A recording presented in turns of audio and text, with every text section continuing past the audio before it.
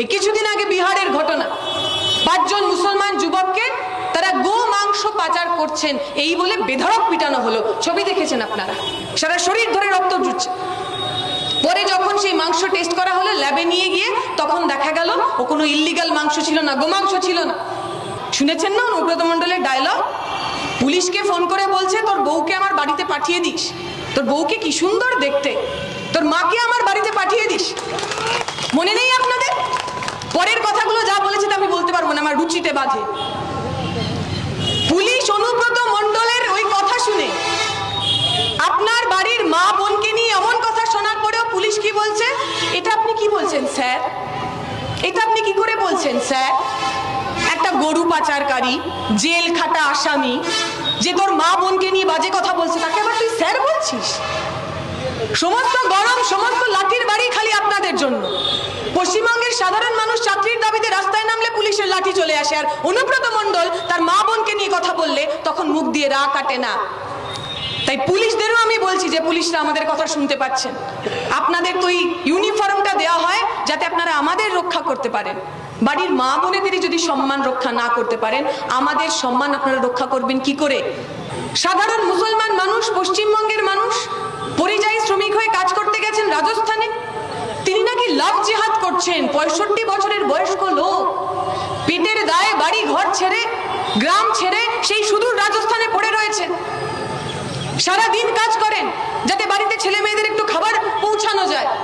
সেই লোকটা লাভ জিহাদ করছে বলে তাকে পিটিয়ে খুন করলো, জ্বালিয়ে দিল চোখের সামনে।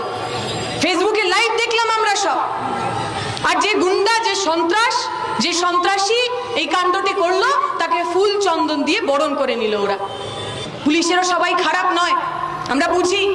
ওপরতলা থেকে অনেক চাপ আসে, অনেকে মাথা নিচু করতে হয়, কিন্তু আপনারা ভুলে যান কেন?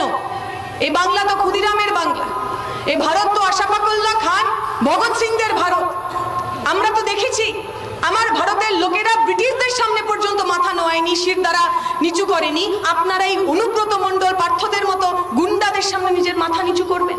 তাই আপনাদের কাছে আমার অনুরোধ রইবে, আগামী দিনে ধর্মের বিভাজন ভুলে, জাত ধর্ম সমস্ত কিছু ভুলে আমাদের একসাথে রাস্তায় থাকতে হবে। যে কথা বলে আমি শেষ করব, যখন মুজাফফরনগরে দাঙ্গা হয়েছিল, বহু হিন্দু মানুষ, মুসলমানের মানুষ, তাদের বাড়ি পুড়ে গেছিল। প্রয়াত নেতা, জননেতা কমরেড সীতারাম ইয়েচুরি তিনি গেছেন এমন এক চাচার বাড়িতে, বাড়ি ঘর সব পুড়ে গেছে, বাড়ির সামনে ওই চাচা বসে আছে। তিনি ওনাকে বলেছেন যে চাচা, এখানে তোমার জন্য নিরাপদ না, তুমি আসো আমার সাথে, আমি তোমাকে ভালো জায়গায় নিয়ে যাব। চাচা উত্তর দিয়েছে कि मैं तो इधर ही पैदा हुआ हूँ, मेरा दादा परदादा सब यहीं पे दफन हुआ है, আমি আমার ঘর ছেড়ে কোথাও যাব না। কিন্তু বাবা, তুমি যদি আমাকে নিয়ে যেতে পারো তাহলে আমাকে জ্যোতিবাবুর বাংলায় নিয়ে যেও। আমি শুনেছি জ্যোতিবাবুর বাংলায় কোনো দাঙ্গা হয় না, কোনো হিন্দু মুসলমানের নামে বাড়ি ঘর পুড়ে যায় না। জ্যোতিবাবুর বাংলায় হিন্দু মুসলমান একসাথে ভালো থাকে। সেই জ্যোতিবাবুর বাংলা আমাদের নতুন করে বানাতে হবে। পথ দেখাচ্ছেন আপনারা, লড়াই আন্দোলনের মধ্যে দিয়ে মুর্শিদাবাদের বুকে আপনারা প্রমাণ করেছেন যে আসলে এই লড়াইটা জাতের না, লড়াইটা ভাতের।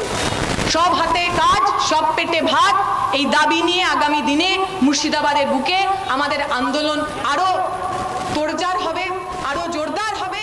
এই আশা ভরসা রেখে আমি আমার বক্তব্য শেষ করব। শুকরিয়া।